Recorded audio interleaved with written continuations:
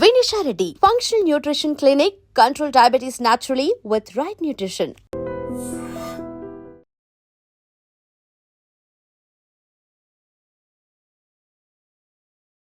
కర్నూలులో జరిగినటువంటి అత్యంత దారుణమైన సంఘటన. 19 మంది చనిపోయారు.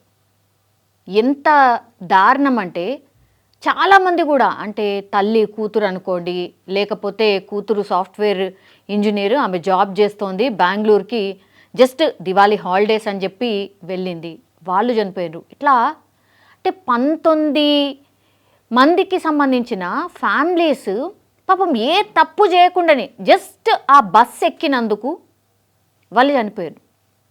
మిగతా వాళ్ళకు అదృష్టం బాగుంది కాబట్టి ఆ బస్సు అద్దాలని పగలగొట్టుకొని ఎట్లో అట్లా బయటపడ్డారు.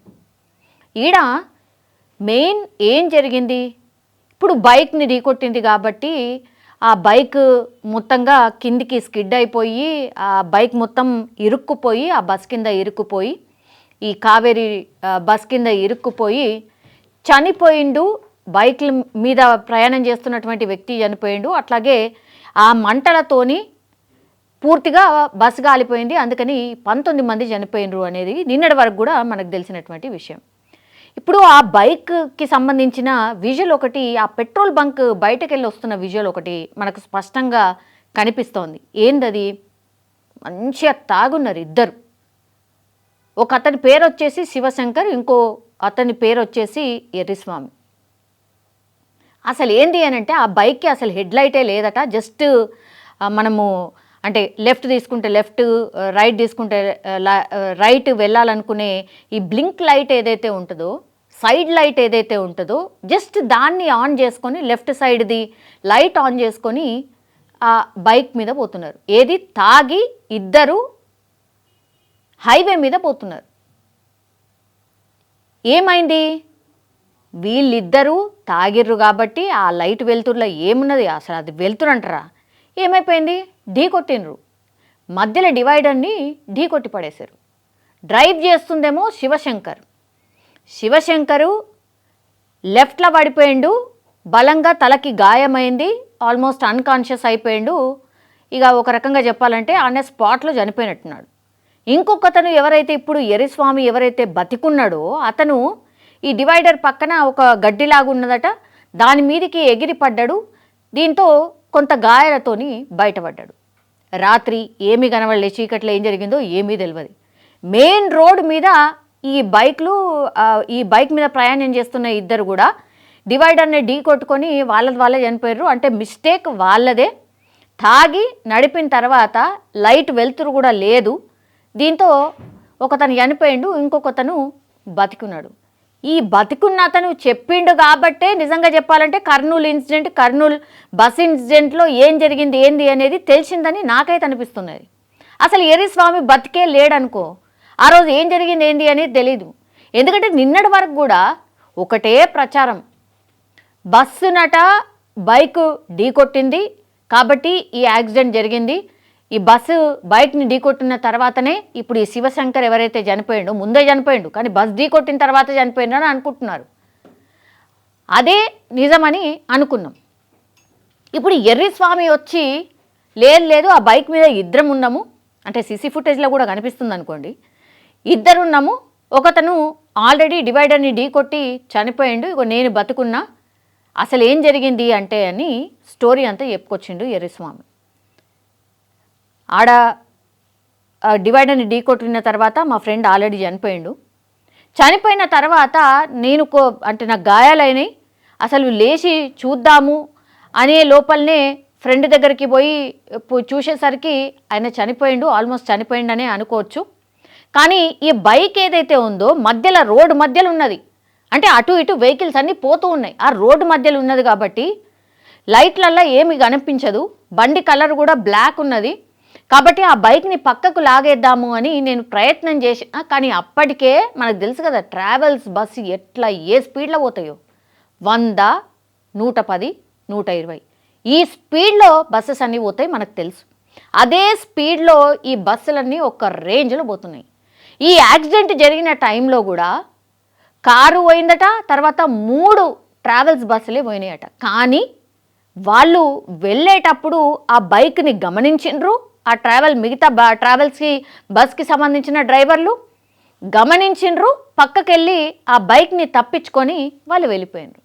కానీ వేమూరి కావేరి బస్ దగ్గరకు వచ్చేసరికి డ్రైవర్ అంటే ఇప్పుడు ఇక్కడ క్లియర్గా సరే శివశంకర్ తాగి బండి నడిపిండు కాబట్టి ఆ పనిష్మెంట్ కూడా వచ్చింది, చనిపోయిండు, మంచి పని అయిందని చాలామంది కామెంట్ చేస్తున్నారు. ఇప్పుడు మరి బస్ డ్రైవరు 3 బస్సులు ఇది యాక్సిడెంట్ అయినాక అక్కడ మధ్యలో రోడ్డు మధ్యలో బైక్ ఉన్న తర్వాత ఈ వేమూరి ట్రావెల్స్ బస్సే వచ్చింది అని అనుకుంటే సరే జరిగిందేమో అనుకోవచ్చు. కానీ 3 ట్రావెల్స్ బస్సులు అంతకంటే ముందు దాన్ని దాటుకుంటా వెళ్ళిపోయినాయి. అవి మాత్రం బైక్ని తప్పించుకొని పక్కకెళ్ళి వెళ్ళిపోయినాయి. కానీ వేమూరి కావేరి ట్రావెల్స్ బస్కి డ్రైవర్కి సంబంధించి మాత్రం ఏం చెప్తాడు పోలీస్ విచారణలో? లే నా తప్పేమీ లేదు, నాకు అసలు ఆ బైకే కనవల్లే, డాంబర్ రోడ్డు అట్లాగే ఆ బైకు 2 ఒకటే కలర్లు ఉన్నాయి కాబట్టి నాకు అసలు ఏర్పడలే, అందుకే నేను గమనించలేదు, ఆ బైక్ మీదకి వెళ్ళిపోయింది బస్సు అంటాడు. మరి ఆ ముందు 3 బస్సులు ఎట్లా వెళ్ళిపోయినాయి? మీ బస్సే ఎందుకు దాన్ని ఢీ కొట్టింది? దానికి ఆన్సర్ లేదు. ఢీ కొట్టిన తర్వాత ఒక బైక్ని ఒక బస్సు ఢీ కొడితే ఎంత పెద్ద శబ్దం వస్తుంది. అది టోటల్లీ బస్సు కిందికి వెళ్ళిపోయింది. ఒకసారి బ్రేక్ కొట్టిండట, తర్వాత ముందుకు పోయిండట, మళ్ళీ ఇంకోసారి బ్రేక్ కొట్టిండట. ఎట్లుంటుంది ఆ స్పార్కులు ఎట్లొస్తాయి? దాన్ని బైక్ని రాసుకొని పోతూ ఉంటే ఇరుక్కుపోయి బస్సు లాక్కొని పోతూ ఉంటే ఎంత పెద్ద శబ్దం వస్తుంది ఇమాజిన్ చేసుకోవచ్చు కదా. దీంతో ఏమైపోయింది, బస్సు డ్రైవర్కి సంబంధించిన నిర్లక్ష్యం కొట్టొచ్చినట్టు కనబడుతుంది. దీనికి సమాధానం ఉందంటే లేదు ఆయన దగ్గర, ఎందుకంటే తప్పు జరిగిపోయింది. ఏదో వేసేద్దాంలే, ఎవరి మీదనే వేసేద్దాంలే అనుకున్నాడు. కానీ ఒక రకంగా సంతోషపడ్డాడు. ఏంది అని అంటే అమ్మయ్య బస్సు కిందనే పడ్డాడేమో, అందుకే ఈ పిల్లగాడు చనిపోయిండేమో అని అనుకున్నారు యాక్చువల్లీ. కానీ కాదు, ఆల్రెడీ యాక్సిడెంట్ అయిపోయి ఆ శివశంకర్ అనే పిల్లగాడు చనిపోయిండు. ఉత్త బస్సు ఢీ కొట్టింది కేవలం బైక్నే కాబట్టి పెద్దగా ఏం లేదు, చెప్పి తప్పించుకోవచ్చు అనుకున్నారు. అన్ని నిజాలు బయట పడతాయి కదా. ఇంత పెద్ద ఇన్సిడెంట్ జరిగినప్పుడు ఎవరు ఊరుకుంటారు?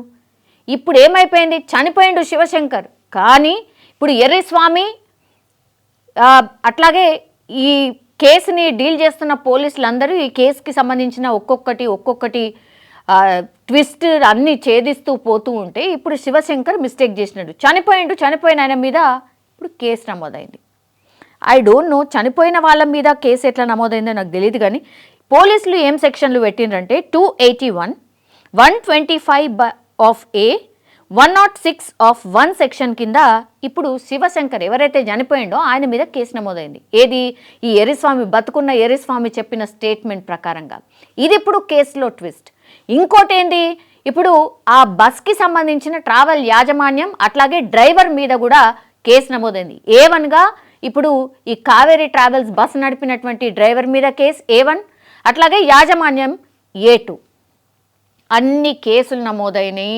అక్కడ మిస్టేక్ ఏం జరిగింది ఏంది అనేది ఇప్పుడు ఏమైపోయింది అంటే ఈ శివశంకర్ చేసినటువంటి మిస్టేక్, ఈ తాగుబోతి చేసినటువంటి మిస్టేక్ మొత్తం 19 మంది ప్రాణాలు తీసింది ఒకటి. రెండోదేంటి, తాగుబోతూ ఆల్రెడీ చనిపోయిండు అని అనుకుందాం. కానీ దానికంటే ముందు మరి మిగతా బస్సులు పక్కకెళ్ళి పోతాయి. కానీ ఈ బస్సు డ్రైవరే మరి బైక్ మీద ఎట్లా పోతాడు? అంటే బైక్ని కింద రాసుకుంటూ తోసుకుంటూ ఎట్లా పోతాడు? అంత పెద్ద శబ్దం వస్తుంటే కూడా బ్రేక్ కొట్టి వదిలేస్తాడు, ఇంకా డ్రాగ్ ఆన్ చేసుకుంటూ పోతాడు. ఇదేం డ్రైవరు? అసలు ఇదేం ఎక్స్పీరియన్స్ ఉంది? అసలు ఏ డ్రైవర్లతోని ఇట్లాంటి ప్రైవేట్ ట్రావెల్స్ బస్సులు నడుస్తున్నాయి? మీరు జస్ట్ ఇమాజిన్ చేసుకోండి. హడావిడి మొదలైంది ఇప్పుడు. ట్రావెల్ ఏజెన్సీలు అంతే, ఇదొక పెద్ద దందా, ఇదొక పెద్ద మాఫియా, భయంకరమైన టాక్ మొదలైంది. కానీ ఎక్కడైనా ఏవైనా ట్రావెల్స్ బస్సులు ఆగినాయా? ఒక్కడు కూడా ఆగలేదు. నన్ను అడుగుతానైతే ఒక్కడు కూడా ఆగలేదు. సరే టెక్నికల్ ప్రాబ్లం వచ్చిందని భయంతో ఒక 2-3 రోజులు మేబీ చిన్న ఏదన్నా జరిగినా సరే పక్క కాపీ చేస్తారు గంతే. కరెక్టు తిప్పి కొడితే ఒక 1 వీక్ ఉంటుంది ఆ హడావిడి. ఆ తర్వాత వెరీ నార్మల్, అంతా నార్మల్ అయిపోతుంది. అందరు అట్లనే ప్రైవేట్ ట్రావెల్స్లో పోతారు. తర్వాత ఇక నేను చెప్పిన కదా, పూర్తిగా అది దేవుడి మీద భారం వేసి ఆ బస్సులలో కూర్చోవడమే. మళ్ళా ఈ బస్సులు చేసేది అతి పెద్దది ఏంది అని అంటే తక్కువ ధర వస్తాయనో ఇంకోటనో ఈ స్లీపర్కి సంబంధించిన ఏమంటారు బస్సెస్ కొనరు, అవి ఇంకా కాస్ట్లీ ఉంటాయి. అంటే కూర్చొని జర్నీ చేసే బస్సుని కొంటారు, తర్వాత దానికి వైరింగు, దానికి రీమోడిఫికేషన్ అంతా చేసి దాన్ని స్లీపర్ క్లాస్ కింద మార్చేస్తారు. ఆ వైరింగ్ ఏదైతే ఉంటుందో అత్యంత డేంజరస్, ఎందుకంటే అది కంపెనీ నుంచి బిల్డ్ అయ్యి వచ్చినటువంటిది కాదు. మరి అది ఎట్లా తెలవాలా, ప్రయాణికులకు ఎట్లా తెలవాలి? స్లీపర్ క్లాస్ అంటే స్లీపర్ క్లాసే అనుకుంటారు. ఇది కంపెనీకి సంబంధించి తయారై వచ్చిన బస్సులో స్లీపర్ క్లాసా లేకపోతే ఏంది అనేది ప్రయాణికులకు ఎట్లా తెలవాలా? ఇప్పుడు చాలామంది కామెంట్లలో కూడా పెడుతున్నారు, అందరు ఎవరైతే ఇట్లాంటి ప్రైవేట్ ట్రావెల్స్లో బస్సులో ఎక్కుతారో వాళ్ళందరూ కూడా ఒక సుత్తె కూడా తీసుకొని ఎక్కుండ్రి, ఎందుకంటే ఏ సిచ్యువేషన్లో ఏముంటుందో తెలియదు. మనకు బ్యాగ్లో సుత్తున్నది అనుకోండి, ఏమంటారు ఆ అద్దాలని బ్రేక్ చేసి తర్వాత దుంకొచ్చు అని. అంటే వేరే ఆప్షన్ లేదు. ప్రయాణికుల సంఖ్య ఎక్కున్నది, బస్సుల సంఖ్య తక్కువన్నది. మళ్ళా ఎక్కడ కూడా మనకు కూడా ఇబ్బంది కావద్దు. సాయంత్రమో రాత్రిపూట ఎక్కితే పొద్దున్న లేచే కళ్ళు తెరిచేసరికి మనం మన ఊర్లలో ఉండాలి. సో మనది ఉన్నది, దాన్నే మంచిగా ప్రైవేట్ ట్రావెల్స్ బస్సు వాళ్ళు మంచిగా క్యాష్ చేసుకుంటున్నారు.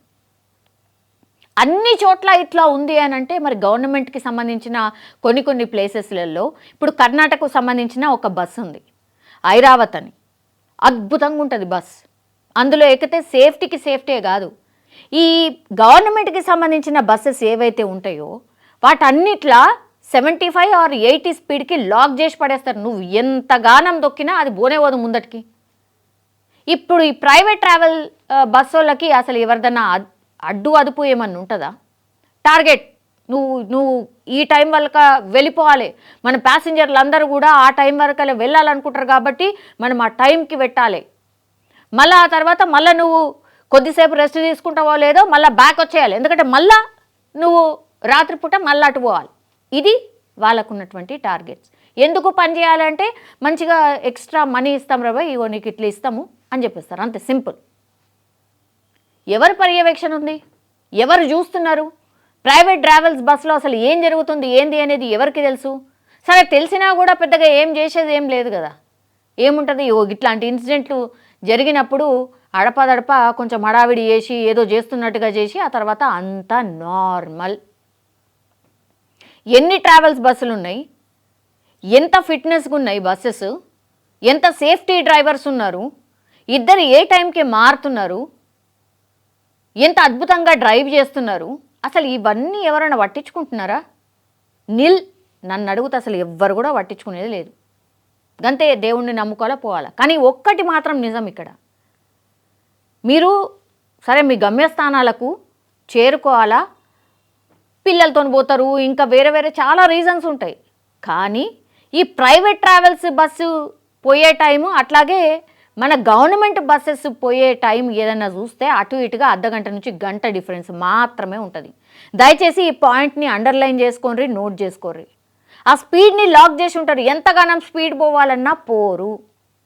దయచేసి గవర్నమెంట్కి సంబంధించిన బస్సెస్ని మీరు ఆదరించండి, అప్పుడు ఆటోమేటిక్గా ప్రైవేట్ ట్రావెల్స్కి సంబంధించిన ఈ డిమాండ్ తగ్గిపోతుంది.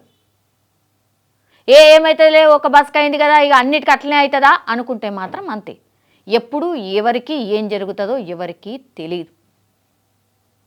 19 మంది ప్రాణాలు బలిగొన్న ఆ బస్ ఆర్ ఆ యాజమాన్యం అగైన్ నాకు తెలిసైతే ఇంకొక 10 రోజులు లేకపోతే నెల రోజుల తర్వాత మళ్ళా నన్ను అడిగితేనైతే సంక్రాంతి వరకల్లా మళ్ళా ఆ బస్ అందుబాటులో ఉంటుంది, మళ్ళా అదే బస్సులో జనాలు ఎక్కుతారు, ప్రయాణం చేస్తారు. ఇది మాత్రం ఫ్యాక్ట్. ఇక దీన్ని బట్టే మీరు డిసైడ్ చేసుకోవాల్సింది, మాకు గవర్నమెంట్ బస్సులు కావన్నా లేకపోతే ప్రైవేట్ బస్సులు కావాలన్నా. ఇది మీరు డిసైడ్ చేసుకొని మీరే, అంటే నిర్ణీతలు మీరే ఆర్ నిర్ణీతలు మనమే, ఎక్కాల్సింది మనమే, ప్రాణాలు మనవే. ప్రైవేట్ ట్రావెల్స్ బస్సు ఒకటి ఏమున్నది, పైసలు వస్తాయి గంతే, సింపుల్. ఈ కేసులో నిజంగా మిస్టేక్ ఎవరిది అనుకుంటున్నారు? ఇప్పుడు ఆల్రెడీ చనిపోయిన ఈ శివశంకర్ అనేటైందా, లేకపోతే ఈ డ్రైవర్దా, లేకపోతే ఈ వ్యవస్థనంతా నడుపుతున్నటువంటి ఇక సోకాల్డ్ గవర్నమెంట్ అంటారా ఇంకేంటంటారా, ఎవరిది? మిస్టేక్ ఎవరిది? కామెంట్ రూపంలో తెలియజేయాల్సిందిగా కోరుతున్నాం. And for more videos, Please subscribe to iDream. Please subscribe to iDream. Please subscribe iDream. And please subscribe to iDream. For more videos, subscribe to iDream. please like, share and subscribe to the channel. Congratulations, iDream. Subscribe to iDream. Subscribe to iDream. So subscribe to iDream Media. iDream ki iDream team andarki huge congratulations. Please subscribe iDream Media. Please subscribe to iDream. Subscribe iDream. Please subscribe to iDream. iDream అంటే నా కళల ఛానల్ను subscribe చేసుకున్న నోరు తిరుగుతలేదు, మీరైతే గంట గుర్తు కొట్టండి. For more such videos, please subscribe to iDream. Subscribe to iDream. Please subscribe to iDream. Please subscribe iDream Media. Please do subscribe to iDream. Please subscribe to iDream Media. For best entertainment and information, please subscribe iDream. And don't forget to subscribe to iDream.